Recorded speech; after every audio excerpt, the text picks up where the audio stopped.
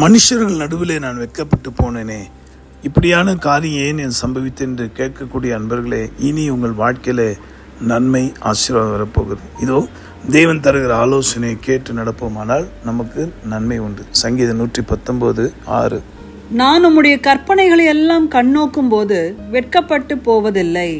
தேவன் கொடுக்கிற ஒரு அற்புதமான ஒரு ஆசீர்வாதத்தை பார்த்தீங்களா? வெட்கப்பட்டு போவதில்லை. பக்தன் சொல்றான், என் லைஃப்ல நான் கர்த்தருடைய வார்த்தையபடியே நான் நடக்க நான் அவரை நோக்கி பார்த்தேன். கண்ணோக்கும் போதுன்னா நடத்தினா கவனமாய் சிந்தை சிதற பண்ணாம இறை வார்த்தையின்படி நடப்பேன். பரிசுத்த வேதாமத்தில் சொல்லப்பட்டபடி அவருடைய வார்த்தையின்படியே அவரை ஆராதனை செய்வேன் என்று கண்ணோக்கும் போதுன்னு அர்த்தம். அதில் கவனம் செலுத்தும் போது, அந்த வார்த்தையின்படி நடப்பேன் என்று தீர்மானிக்கும் போது நான் வெட்கப்பட்டு போவதில்லை. ஆக நன்மைக்கும் தீமைக்கும் நம்முடைய செயல்தான் காரணம் என்பதை தயவு செய்து மனதில் வைங்க.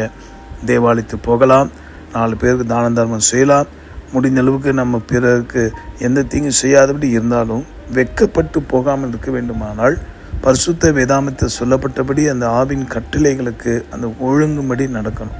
அப்படி செய்யக்கூடியவர்கள் நிச்சயமாக ஆசீர்வதிக்கப்படுவாங்க என்பதில் சந்தேகம் இல்லை. அதனால் என்னதான் மல்யுத்தம் செய்தாலும் சட்டத்திட்டங்களுக்கு உட்பட்டு மல்யுத்தம் செய்தால்தான் அவர்களுக்கு முடிச்சுடப்படுவார்கள். அதே போல தான் இதை கேட்கிற நண்பர்களே, இன்று இறைவனாகிய இயேசுவை நோக்கி பார்ப்போம், அவர் கொடுத்த வார்த்தையின்படி நடப்போம், அவர் நம்மை ஆசீர்வதிப்பார். ஜெபிக்கலாமா? நன்றி ஆண்டவரே, இந்த நல்ல ஆலோசனை கேட்டு என்னுடைய ஜெபிக்கிற யாவரையும் ஆசீர்வதி. அவர்கள் வாழ்க்கையில் இருக்கிற பயங்கள், பலவீனங்கள், நோய்கள், ஆண்டவரே தவறான வணக்கங்களால் வரக்கூடிய சாபங்களுக்கு விலக்கி மறுவாழ்வை நிச்சயமில்லாதபடி வாழ்ந்து கொண்டிருக்க ஒவ்வொருவரையும் ரட்சிப்பால் அலங்கரிப்பீராக. நீதான் பிதாவின் வார்த்தை.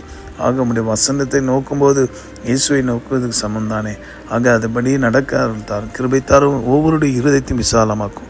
இயேசு மூலமாக ஜெபிக்கிறோம் நல்ல பிதாவே, ஆமென்.